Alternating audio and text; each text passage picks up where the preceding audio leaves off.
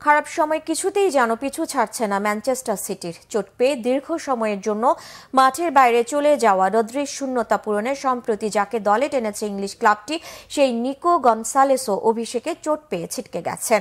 বাজে সময়ের মধ্য দিয়ে যাচ্ছে ম্যান সিটি। প্রিমিয়ার লিগে গত 4 বারের চ্যাম্পিয়নরা এরই মধ্যে ছিটকে গেছে শিরোপার রেস থেকে। দলটিতে সম্প্রতি স্প্যানিশ মিডফিল্ডার রদ্রি চোট পেয়ে লম্বা সময়ের জন্য ছিটকে যান। তার শূন্যতা পূরণের জন্য পর্তুগিজ ক্লাব এফসি পোর্তো থেকে আরেক স্প্যানিশ মিডফিল্ডার নিকো গলাসকে দলে টানে ইংলিশ জায়ান্ট ক্লাবটি। 23 বছরের নিকোর জন্য 6 কোটি ইউরো খরচ করা ম্যান সিটি গত শনিবার এফএ কাপের চতুর্থ রাউন্ডের ম্যাচে তার অভিষেক ঘটান। তৃতীয় স্তরের দল লেটন ওরিয়েন্টের বিপক্ষে ম্যাচের 16 মিনিটে গোলরক্ষক স্টেফান ওর্টেগারের আত্মঘাতী গোলে পিছিয়ে পড়ে পেপ গার্দিওলার দল। এরপর 28 মিনিটে প্রতিপক্ষের এক চ্যালেঞ্জে পাঁজরে আঘাত পেয়ে মাঠ ছাড়েন নিকো।